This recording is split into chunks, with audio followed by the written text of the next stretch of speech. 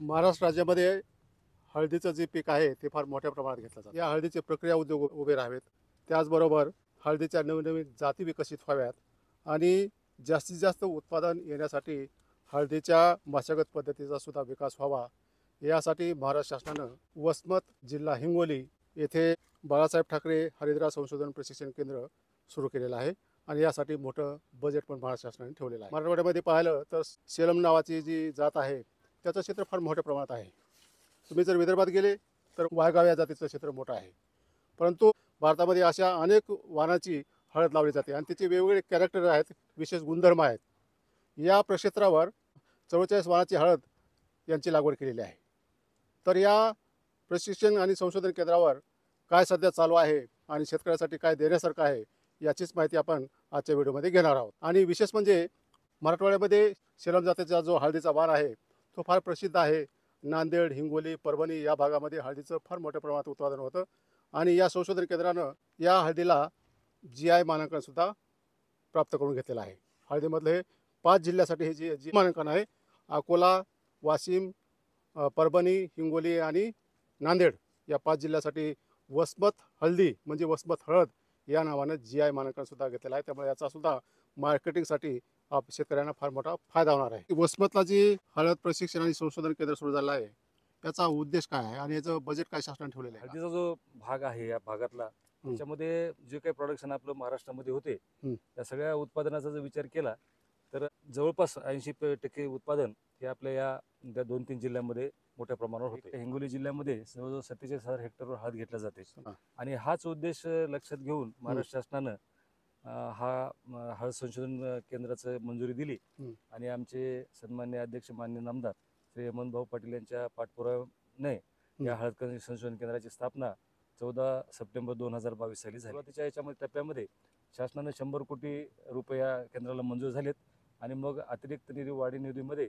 709 कोटी रुपये दुसऱ्या टप्प्यामध्ये आपल्याला मान्यता मिळाली. एकूण 800 कोटीचा हा प्रोजेक्ट शासनाने मंजुरी याला दिलेली आहे. बरं, तुमच्या या परिक्षेत्रावर महाराष्ट्रातीलच नव्हे तर भारतातील इतर राज्यातील सुद्धा हळदीचे वेगवेगळे वाण तुम्ही कलेक्ट केलेले आहेत आणि इथं त्याची लागवड केलेली आहे. काय उद्देश काय त्याचा? हळदीमध्ये आपण बघितलंय की कुठल्या संशोधन केंद्रावर आजपर्यंत आपण बघितलं तर हळदीचे असे वाण मोठ्या प्रमाणात विकसित झाले नाहीत. त्या भागातले त्या राज्यातले त्या गावातले हळदीचे वाण त्या नावानं स्थानिक नावानं ओळखल्या जातात. सेलम आहे ते तामिळनाडू मधलं एखाद्या गावाचं नाव आहे. लॅकडॉंग नावाची जी व्हरायटी आहे ते मेघालयाच्या लॅकडॉंग या गावाच्या नावानं आहे. वायगावची आपली हळद जी आहे तिला GI मानांकन मिळालं. विदर्भामध्ये आहे ती वर्ध्यामधली.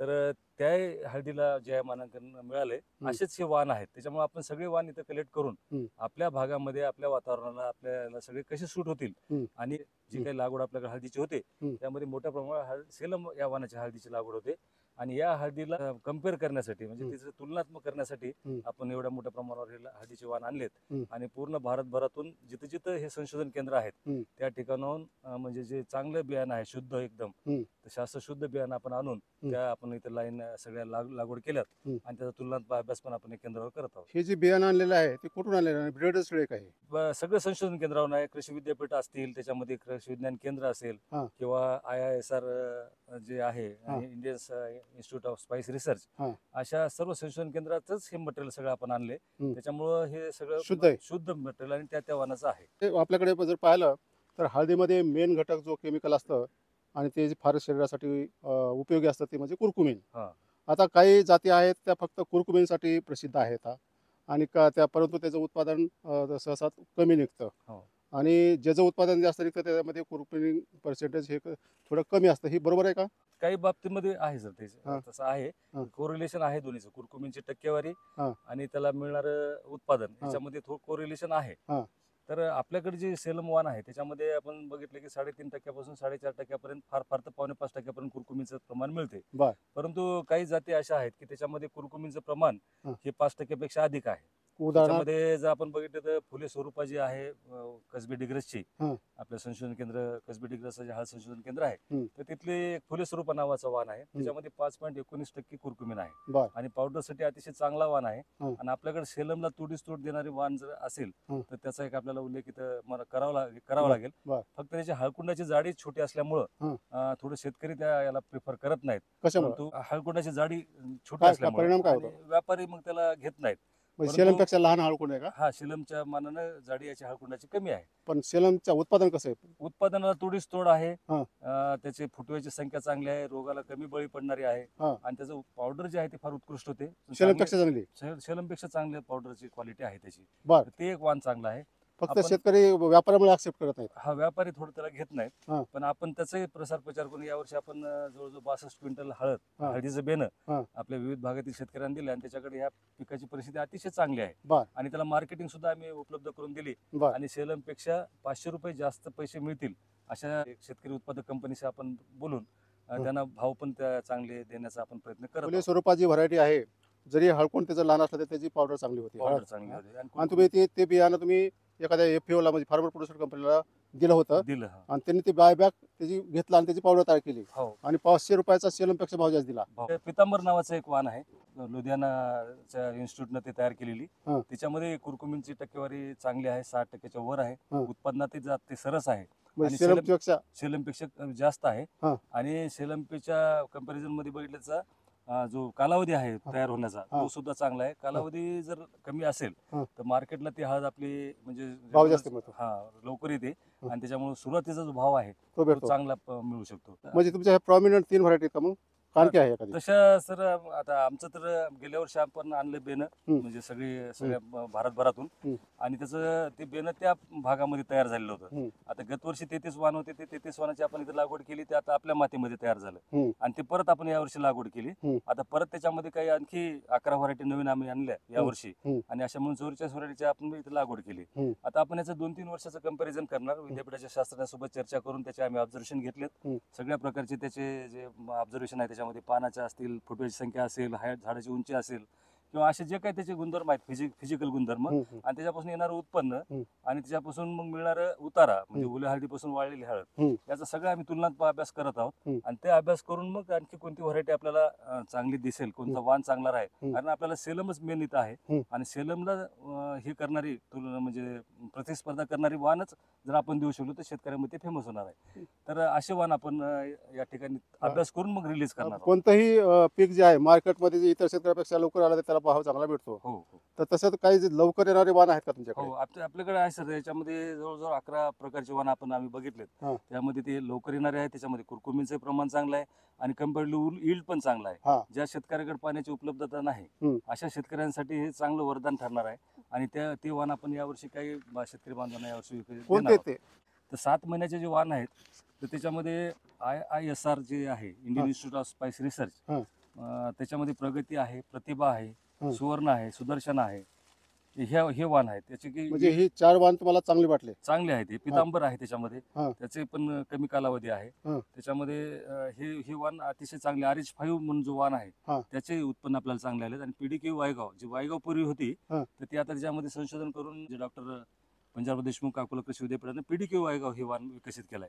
त्या वाणाचं आपण बघितलं, त्याचं उत्पादनही चांगलं आहे, त्याच्यामध्ये रोगराई पण कमी आहे, ते पण लवकर येणार. 7 महिन्यात येते. 7.5-8 महिन्यापर्यंत जातो वाण, तोही चांगला आहे. 7 ते 7.5 महिन्यामधले हेच आहेत सर्व वाणे. हेच आहे सगळे? हे येतात चांगले, चांगलं उत्पन्न आहे, प्रॉमिसिंग आहेत. कुरकुमीन पण याचं चांगलं आहे आणि उत्पादनामध्ये पण सरस आहे ते वाण. कमी पाणी आहे, कारण पाण्याचं दुर्भिक्ष आहे ज्या शेतकऱ्यांकडे, अशा ठिकाणी हे आपल्याला घेता येतं. म्हणजे मला लक्षात आलं की ज्या शेतकऱ्याचं पाणी टिकत नाही, लवकर निघून जातं विहिरीतून, बोरमधून, त्यांच्यासाठी कमी कालावधीचे वाण त्यांनी घेतले पाहिजेत, भाव पण चांगले मिळतात. त्यानंतर तुमचे 8 महिन्याचे काय आहेत, काही 8-9 महिन्याचे वाण आहेत? हो, तसं 8 ते 8.5 महिन्याचे जे वाण आहे त्याच्यामध्ये मी तुम्हाला मग सांगितलं की फुले स्वरूपाचा वाण आहे तो 8.5 महिन्यामध्ये तयार होतो. चांगला आहे एकदम, अतिशय चांगला आहे, उत्पन्न चांगलं आहे, फुटव्याची संख्या चांगली आहे. फक्त त्याच्यामध्ये शेंगाचा जो आकार आहे तो थोडा छोटाला आहे, तेवढाच एक प्रॉब्लेम आहे. त्याच्यामध्ये मग रोमा जी आहे व्हरायटी, ती सुद्धा आपल्याकडे चांगलं उत्पन्न दिली गत वर्षी. ती ओरिसाची व्हरायटी आहे. NDH 98 नावाचं वाण आहे, तो आहे. त्याच्यामध्ये थोडंसं बंडा जो आहे त्याचं प्रमाण थोडं अधिकच आहे. राजापुरी तो वाण आपल्याला सर्वश्रुत आहे, तो 8 ते 8.5 महिन्यामध्ये येतो. आणि मग रंग आहे, रश्मी आहे ओरिसाची, हे वाण पण चांगले उत्पादन देणारे वाण आहेत. काळी हळद एक आहे सर, त्याच्यामध्ये ते 8-8.5 महिन्यातच येते ती, आणि औषधी गुणधर्म चांगले असल्यामुळे त्याही वाणाला मागणी आहेच. काळी हळद, आंबे हळद आहे, ते लोणच्यासाठी विशेषतः आहे. लोणचं तयार करण्यासाठी त्याचा वापर केला जातो. आंबे हळद आहे ती साधारणतः याच पिरियडमध्ये 7-7.5 महिन्यामध्येच ती हळद पण येते. सेलम व्हरायटी आहे, साधारणतः 9 महिन्याच्या पुढे ती निघते. तर त्या धर्तीवर आणखी कुठल्या व्हरायटी चांगल्या वाटल्या तुम्हाला? सेलम मध्ये ते म्हणजे 9 महिन्याचा कालावधी लागतो हा. साधारणतः हा. पूर्ण तयार व्हायला. हं. त्याच्यामध्ये सोना नावाचा जो वाण आहे केरळचा, हं. तो एक चांगला वाटला. दुसरा एक मायदुक्कर आहे आणि दुग्गिराला रेड. हं. हे दोन्ही हे ते 3 वाण जे आहेत सेलमच्या कंपॅरिझन मध्ये, हं. ते खूप चांगले वाटले आम्हाला. हं. आणि त्याच्यामध्ये सेलमपेक्षा कुरकुमीचं प्रमाण पण जास्त आहे. हं. आता ह्या वर्षी आपण पहिल्यांदाच लागवड केली असल्यामुळे त्याच्यावर येणारे रोग, त्याच्यावर येणाऱ्या किडी, ह्या सगळ्या अभ्यास करून हं. जर व्हरायटी चांगल्या वाटल्या तर ते आपण पुढच्या म्हणजे वर्षी साधारणतः शेतकऱ्याला- 3 वर्षानंतर तुम्हाला यातून फायनल कन्क्लुजन करता येईल की तुम्ही ही व्हरायटी घेतली तर यातून चांगलं पैसे किंवा उत्पादन येऊ शकतं. येऊ आता ही जे बियाणं आहे, हो.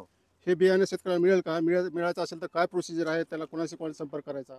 सर, बियाण्याच्या बाबतीमध्ये आपण गेल्या वर्षी सुद्धा मोठ्या प्रमाणावर सेलम वाण दिला. हं. आपण बघितलं की बियाण्याचं बदलाचं प्रमाण फार कमी आहे हं. हळदीमध्ये. आणि शेतकऱ्यांकडे जे वाण आहेत ते चांगले वाण मिळत नाहीत. हं.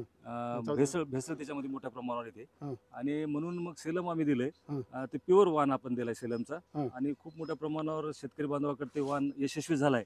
विशेषतः त्याच्यामध्ये रोगराई पण यावर्षी इतर याच्या प्लॉटमध्ये आहे, पण त्या प्लॉटमध्ये आपले रोगराई पण खूप कमी आली. हं. तर आम्ही ते विकलं. आणि दुसरं एक आपण सर पहिल्यांदाच मराठवाड्यामध्ये प्रयोग केला हं. की रोपांचे पासून लागवडीवर आपण भर हं. दिला यावर्षी. हं. आणि हळदीची रोपं तयार करून शेतकरी बांधवांना दिले. हं. कारण या भागामध्ये हळदीच्या रोपापासून लागवड होत नाही. सगळी हं. जी काही लागवड होते ती बेण्यापासून होते. हं. म्हणून हळदीचे एक चांगले दर्जेदार निरोगी चांगले रोपं दिले. त्याच्यात असं झालं की हं. त्या रोपांपासून आपल्याला साधारणतः 1-1.5 महिन्याचा कालावधी आपला वाचला. हं. म्हणजे आपल्याकडं म्हणतो की आपण हळदीची लागवड ही चांगला जो काळ आहे तो अक्षय तृतीयाचा आहे. हं. पण अक्षय तृतीयाला लागवड आपल्या मराठवाडा सारख्या भागामध्ये होत नाही, कारण टेम्परेचर खूप 44-45 डिग्री पर्यंत जाते. हं. आणि हळदीची लागवड पाण्याचा प्रश्न असल्यामुळं ती होत नाही यशस्वी. परंतु रोपापासून जर हळद लागवड केली तर तो कालावधी जो आहे आपल्याला मे मध्ये लागवडीचा किंवा अक्षय तृतीया लागवडीचा मिळू शकतो. आणि on the onset of monsoon म्हणजे पाऊस पडला की हे रोपं लावता येतात. काय आणि- किंमत काय त्याची? किंमत आपण सर आता यावर्षी आम्ही छोट्या प्रमाणावर केली, त्यामुळे आम्ही 4 रुपये रेट ठेवले होते याचे. हं. पण भविष्यामध्ये आपण आणखी त्याचे भाव कमी करू. हां. आणि 2-2.5 रुपयापर्यंत शेतकरी बांधवांना ते रोप उपलब्ध नाही, करू. गेल्या वर्षी तुम्ही सेलमच्या व्यतिरिक्त कुठलं बियाणं विकलं होतं का? सेलमच्या व्यतिरिक्त दुसरे एक फुले स्वरूपानं आपण विकलं, हं. जसं की आम्हाला परफॉर्मन्स चांगलं वाटलं. हं. आणि शेतकऱ्याच्या शेतावर आपण बघितल्याच्या नंतर जे आपल्याला वाटतं वाण की चांगलं आहे हं. तेच वाण आपण देत आहोत. हं. त्याच्यामध्ये 2 वाण आम्ही मोठ्या प्रमाणावर तिथं उपलब्ध करून दिले. हं. आता हे जे मी बाकीचे वाण सांगितले ते हं. काही प्रमाणामध्ये शेतकऱ्यांमध्ये त्याचं इव्हॅल्युएशन होण्यासाठी हं. या सर्व वाणाचे जे आपल्याला प्रॉमिसिंग वाण वाटतात हं. त्याचे बेन तर आपल्याकडे मोठ्या प्रमाणात नाही, आपण छोट्या प्रमाणात आता केलंय. हं. पण जे वाण चांगले वाटतात असे वाणाचे रोपं तयार करून देण्याचा आमचा याही वर्षाचा मानस आहे. बरं. आणि रोपापासून सर हं. हळदीचा एक असा फायदा आहे की हळदीमध्ये मोठ्या प्रमाणावर आपल्याला खर्च लागतो वेडिंगचा वगैरे. हं. आणि तणनाशक हळदीमध्ये वापरताना थोडीशी अडचण येते. पण हळदीचे रोपं जर आपण लावले तर हळद लागवडीपर्यंतचा जो कालावधी आहे तो तणनाशक वापरून तणाचा बंदोबस्त त्या ठिकाणी बरं. करता येतो. आता हे तुम्हाला बियाणं मिळायचं असेल तर संपर्क कोणाला करायचा काय? त्याचा नंबर माझा पण आहे 94-23-15-65-93. आमचे भुरे साहेब आहेत, दुसरे अधिकारी शेतावरचे, हं. त्यांनाही संपर्क करता येईल. तुम्ही ते एक मेघालयमधून ते लॅकाडॉंग नावाची व्हरायटी आणलेली आहे. हो. त्यामध्ये सगळ्यात कुरकुमीन जास्त का इंडियामध्ये? हा, कुरकुमीन जास्त आहे सर त्याच्यामध्ये. सगळ्यात? लॅकाडॉंग हा? हो, मेघालयाचं ते जयंत हिल्स म्हणून जे आहे हं. त्या भागामध्ये हा वाण तयार होतो. हं. आणि आपण मेघालयाचं बघितलं टेम्परेचर तिथं फार कमी आहे. हं. आणि सर्व माळरान आहे तिथं मोठ्या प्रमाणावर. हं. वन आच्छादित जमीन आहे. हं. आणि थोडंफार क्षेत्र मिळते तिथं, मोठ्या प्रमाणावर लागवड नाही. पण जी काही लागवड आहे ती सर्व नैसर्गिक लागवड केली जाते. हे त्याचं आणखी एक वैशिष्ट्य आहे. तिथं कुठल्याच प्रकारचे रसायनं वापरल्या जात नाहीत. बरं. तिथं कुठलंच कृषी सेवा केंद्र नाही. हं. मग अशी हळद जी तिथं तयार होते त्या भागामध्ये, हं. तर त्याच्या सगळं औषधी गुणधर्म त्याच्यात असल्यामुळं मोठ्या प्रमाणावर ही औषध उत्पादनामध्ये हळद वापरल्या जाते. त्याचं कुरकुमीन पासून ते टॅबलेट पण तयार केल्या जातात. हं. आणि मग ती हळद आपण यावर्षी आणली, कारण ती जगप्रसिद्ध हळद आहे. किती पर्सेंटेज किती? तर तिचं 7 पासून 12 पर्यंत कुरकुमीन त्याच्यामध्ये येते. आणि आपल्या सेलमचं? सेलममध्ये 3.5 ते 4.5%. बरं. आणि फार झालं तर 4.5% सेंद्रियचा वगैरे वापर केला तर थोडं कुरकुमीन येते चांगलं, ओके ओके. शेणखत वगैरे वापरलं तर. बरं. तर ते वाण आपण इकडे प्रयत्न केला. गत वर्षी आम्ही लागवड केली, परंतु टेम्परेचर आपलं जास्त असल्यामुळे त्याचं हवं तसं उत्पादन आलं नाही. पण ते यावर्षी आपण त्याला शॅडो लिव्हिंग थोडंसं आम्हाला करता आलं. सावली लागते. सावली लागते. आणि सावलीसाठी मग एरंडीचं आपण लागवड त्याच्यामध्ये केली तर उत्पादन त्याचं चांगलं आलं. आता तुमच्या या संशोधन केंद्रावर काय काय करणार? संशोधन केंद्राच्या बाबतीमध्ये सर आपण बघितलं की ऍडमिनिस्ट्रेटिव्ह बिल्डिंग तिथं आहे, ऑफिसचं कार्यालय आहे मोठं, त्याच्यावर सगळ्या प्रकारच्या लॅब आहेत. त्याच्यामध्ये टिश्यू कल्चरची लॅब आहे, कुरकुमीन टेस्टिंगची लॅब आहे, माती पाणी परीक्षणची, ऊती संवर्धन प्रयोगशाळेची, अशा सगळ्याच लॅब तिथं ज्या संबंधित आहेत त्या सर्व त्या करणार प्रकारच्या प्रयोगशाळा हं. त्या ठिकाणी होणार आहेत. हं. आपल्या केंद्रावर सगळ्यात महत्त्वाचं जे युनिट आहे ते प्रोसेसिंगचं युनिट आहे. आता संशोधनचं तर आहेच, हं. शेतकऱ्याचं प्रशिक्षणाचा एक दुसरा एक मुद्दा आहे. हं. त्याच्यासाठी फार्मरचं अकोमोडेशन असेल किंवा इतर रेसिडेन्शियल ट्रेनिंग असतील, हं. त्या दृष्टीनं सगळं व्हायला, कारण शास्त्रज्ञ येणारे त्यांचंही राहण्यासाठी इथं शिक्षणासाठी प्रशिक्षणासाठी त्यांची सोय या ठिकाणी होत आहे. हं. त्याचं बिल्डिंगचं काम आपण बघता की मोठ्या प्रमाणात आता सुरू आहे. आणि सगळ्यात महत्त्वाचं इथं प्रोसेसिंगचं जे हर्डल आहे सर याच्यामध्ये हळदीमध्ये, हं. तर शेतकरी सगळ्यात जास्त काय कोणता त्रास आहे शेतकऱ्याला, तर हळदीमध्ये शिजवण्याची जी प्रक्रिया आहे पुढची, हं. त्याच्यामध्ये खूप त्रास आहे. आणि आपण बघितलं की फार साधारण क्रूड पद्धतीनं आपण हळद शिजवल्या जाते, हं. पारंपरिक पद्धतीनं. हं. त्याच्यामध्ये कुठल्याच प्रकारचं तांत्रिक आपण बाजू बघत नाही. हं. आणि वाळवायची प्रक्रिया सुद्धा अशी फार म्हणजे चांगली नाही त्याची. हं. त्याच्यामध्ये पाऊस पाणी आलं तर मग साल्मोनेला सारखा बुरशीचा त्याच्यामध्ये लाग पण होते, आणि ती हळदीची जी क्वालिटी आहे ती चांगली राहत नाही. म्हणून त्यासाठी एक मोठं युनिट या ठिकाणी 1000 मेट्रिक टनचं व्हायला लागले. आणि ते टोटल युनिट ऑटोमायझेशन असल्यामुळं त्याला जे काही टेम्परेचर वगैरे लागणार आहे ते त्याच पद्धतीनं ते हळद शिजवल्या जात असल्यामुळं शिजवल्या जाणार आहे. आणि 1000 मेट्रिक टनची हळद जी कच्ची आहे ती एकाच दिवसामध्ये 24 तासामध्ये आपण ते वाळलेल्या हळदीमध्ये त्याचं कन्वर्ट करणार आहोत. आणि त्याच्यामध्ये अशी प्रक्रिया शास्त्रशुद्ध पद्धतीनं असल्यामुळं कुठल्याही घटकाचा ह्रास होणार नाही. त्याच्यामध्ये कुरकुमीन, त्याचा आरोमा, त्याचा चव, रंग हे सगळे त्याच्यात मेंटेन राहील. हे एक त्याच्यामध्ये आहे. हळदीला इरॅडिशन सेंटर, विकिरण केंद्र या ठिकाणी तिथं व्हायला लागले. त्याचा फायदा असा की ह्या याच्यामध्ये जर विकिरण केलं त्या हळदीला, तर पुढच्या याच्यामध्ये आपण जर नॉर्मल टेम्परेचरला ती हळद ठेवली तर साधारणतः 3 वर्षापर्यंत त्याचे सगळे घटक इंटॅक्ट राहतात आणि कुठल्याही प्रकारची कीड वगैरे लागत नाही.